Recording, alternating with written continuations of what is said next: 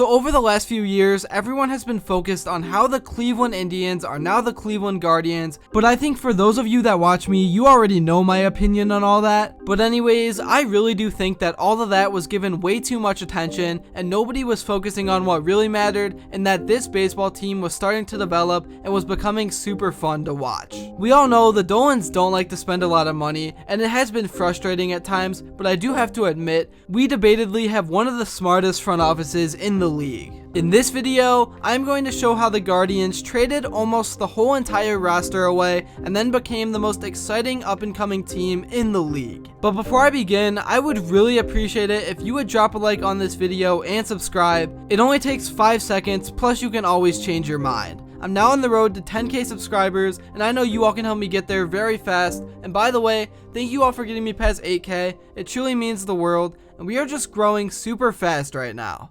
So, this video is going to start in 2020 when the Indians really started to realize they weren't going to win a championship with their current roster, so they knew they had to go in a different direction and start to rebuild. They knew it wasn't ever going to be a full rebuild though, because they just had so much talent throughout the roster, and no matter who is on the team, Teto rarely has losing seasons. As I was saying earlier, Cleveland really does have one of the smartest front offices in the MLB, and they really worked their magic over the 2020 season where they traded Mike Clevenger and Greg Allen to the San Diego Padres for first baseman Josh Naylor, catcher Austin Hedges, second baseman Gabriel Arias, utility player Owen Miller, and pitcher Cal Quantrill. Obviously now everyone knows this trade was an absolute fleece, but at the time, letting go of Mike Clevenger for a bunch of minor leaguers was a big deal. But that again just goes to show how good Cleveland is at making trades and also developing young players. Later on, after the 2020 season, the Cleveland front office had one of the biggest decisions to make in franchise history. Superstar and face of the franchise, shortstop Francisco Lindor was coming up on the last year of his contract, and they knew they most likely wouldn't be able to pay him what he wanted, so they either could have had him play out his last season and risk him walking out for nothing, or they could try to make a trade for some young players that could help out in the future. When you think about it now, the answer to this decision seems pretty obvious, but you have to remember at the time,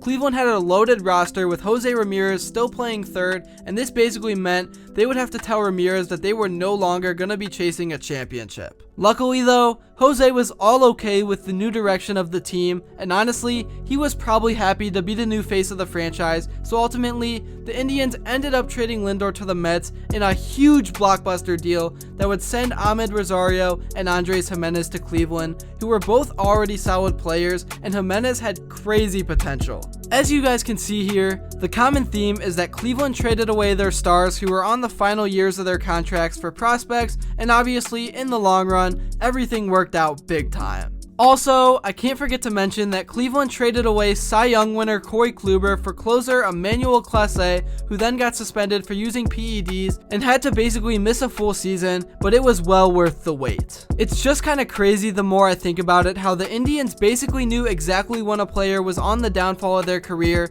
and with Lindor, Kluber, and also Clevenger, they literally could not have traded them at a more perfect time. Anyways, going into 2021, the Indians pretty much had a brand new roster. Also, I forgot to mention that Michael Brantley signed with the Astros, but yeah, this was a fresh new beginning, and really, Teto was just experimenting with different lineups and rotations, and even though Cleveland only went 80 and 82 this season, you could definitely see the potential they had, and the starting rotation was looking scary, led by Shane Bieber. The main story of the 2021 season was of course that this would be the last year of the Indians, which triggered many people including myself, but the reality was they were going to get a new name no matter what, so they ended up choosing the Guardians, and that's just what it is now. Many fans threatened to boycott games because of the name change, which was a little bit on the more ridiculous side of things to get mad at, especially with all the worldwide problems that were going on at the time. But one way the Guardians made sure that fans stayed around was by putting together an incredible and special season with the youngest roster in the league that nobody will ever forget for a while. Every single list that talked about the standings before that season started had the Guardians finishing last in the division,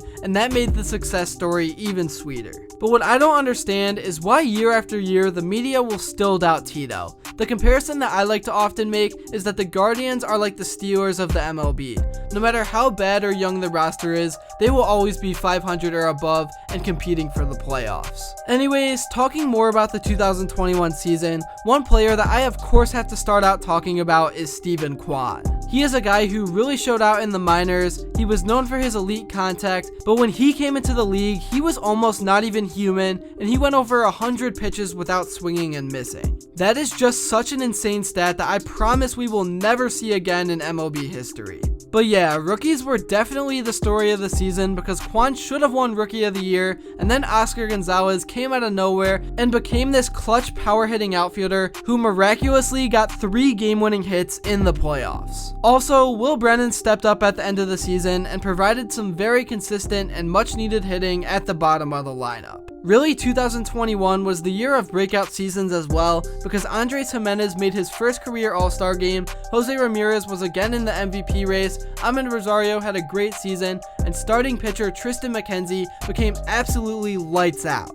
Ultimately, the season ended in 5 games to the Yankees in the playoffs, but overall, it was a great success story, and really, Cleveland should have beat the Yankees if the MLB didn't rig it to make sure that Game 5 got postponed so that Nestor Cortez could pitch the next day, and also, the Guardians hotel was somehow super messed up. But that's just New York bias for you, and it's always going to be that way, so it is what it is. Anyways, now after a long offseason, the Guardians are finally playing baseball again, and as of this recording, they are off to a great 5-2 start, and they could be 7-0 if it wasn't for Zach Plesac, who pitched only 2 innings and torched the bullpen, and James Karinchak being absolutely awful. It definitely does suck that Tristan McKenzie got hurt and will be out for a while, but he'll be back, and Hunter Gaddis looks like the real deal so far, and hopefully that means once Tristan is back, we can send Plesac on his way. The Guards really do have the potential to have 3 or 4 guys in the All-Star game this year, and I just can't wait to see how things play out, because again, they are already off to a great start, and usually it takes them a few months to get going. That's really all I have to say for this video. I really hope you enjoyed it. I know on this channel I mainly make content about basketball, but I'm definitely looking to expand into baseball and football, but let me know what you guys want to see.